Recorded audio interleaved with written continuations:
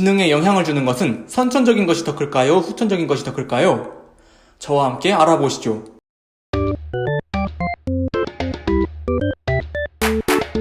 유전도, 그가 살아온 환경도 분명 지능에 영향을 줍니다. 문제는 어떤 것이 얼마나 주느냐지요.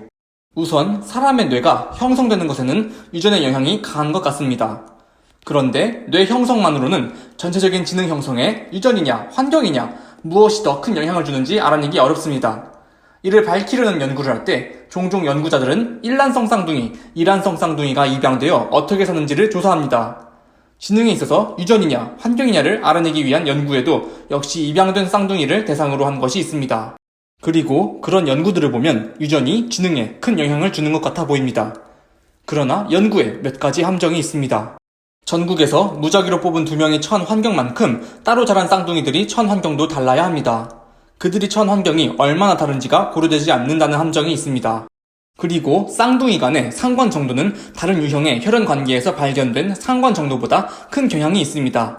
이것은 일란성 쌍둥이의 외양이 너무 비슷하고 공통점도 많아 다른 사람들로부터 비슷한 행동을 이끌어내서 그런 것일 수도 있습니다.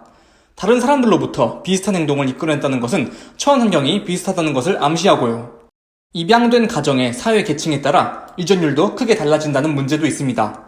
경제적으로 잘 사는 집에 입양되었을 때와 못 사는 집에 입양되었을 때의 유전율이 다르다는 것입니다.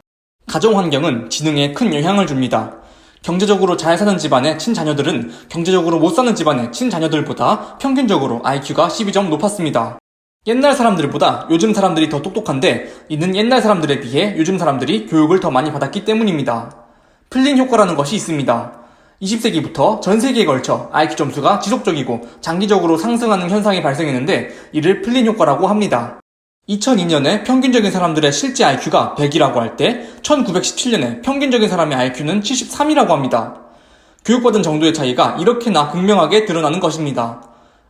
교육의 양도 차이가 있겠지만 의학의 발전, 영양 상태의 개선 등도 중요한 차이점으로 작용했습니다. 지금까지의 내용을 볼 때 선천적인 요소보다 후천적인 요소가 지능에 더 큰 영향을 주는 것 같습니다. 그러나 누군가는 유전이 환경보다 더 크게 작용한다고 주장할 수 있습니다. 그런데 재미있는 거 하나 알려드릴까요? 노력하면 나아질 것이라고 믿는 태도는 지능 발전에 영향을 줍니다. 비록 믿음이 가지 않더라도 선천적 요소보다 후천적 요소가 더 크게 작용함을 받아들이면 지능이 향상될 것입니다. 그러면 지적 성취, 지능은 어떻게 발전시킬 수 있을까요? 바로 전에 언급했던 부분부터 다뤄볼까요? 지능은 노력을 통해 개발시킬 수 있다고 믿는 사람들이 지능은 타고나는 것이며 노력해도 변하지 않는다고 믿는 사람들보다 더 지능이 좋았다고 합니다. 캐롤 드웨기라는 심리학자는 두 집단을 상대로 8주짜리 교육 프로그램을 진행했는데 한쪽은 머리는 쓰면 쓸수록 좋아진다는 것을, 노력하면 나아진다는 것을 가르쳐 주었고 다른 쪽은 노력하면 나아진다는 것을 가르쳐 주지 않았습니다. 차이는 노력으로 지능이 나아짐을 알려주었느냐 아니냐 뿐인데 결과는 전자그룹이 훨씬 더 발전된 모습을 보여주었다고 합니다. 2개월 만에 사람이 급격한 발전을 이뤄낸 것입니다. 어떤 연구자는 일본, 대만, 미국의 사회 경제적 지위가 꽤 유사한 도시 하나씩을 골라 1학년생과 5학년생을 무작위로 뽑아 IQ 테스트를 진행했는데 1학년생의 경우 미국 학생의 IQ가 다른 국가의 학생들보다 더 높았지만 5학년생의 경우 미국 학생이 IQ에 있어서 우위를 잃었다고 합니다. IQ 점수가 대체 왜 역전된 걸까요? 아시아 사람들은 지적 성취가 노력의 영향을 크게 받는다고 믿는 반면 유럽, 미국 사람들은 지적 성취가 재능, 교사의 자질에 달렸다고 믿기 때문입니다. 노력에 대한 믿음은 방금 소개한 이 실험에서처럼 차이를 만들어냅니다. 아시아 사람들의 학업을 강조하는 문화도 이런 차이를 만들었습니다. 노력을, 학업을 강조하는 문화 다 사람의 후천적인 요소에 영향을 주고 이는 실제로 지능의 향상에 영향을 줍니다. 호기심도 지능에 좋은 영향을 줍니다. 호기심은 오래 기억하게 하고 자신이 접한 정보를 더 잘 이해하게 합니다.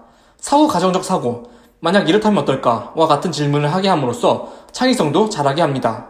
자율적인 학습은 호기심을 자극합니다. 예를 들면 IQ 검사는 분석 지능을 측정하는 데 쓰인다는 정보를 얻었는데 분석 지능 외에도 다른 지능은 없는지, IQ 검사는 누가 언제 만든 것인지 이런 식으로 내면에 떠오르는 궁금증을 포착하여 그것에 대한 답을 찾아보는 것입니다.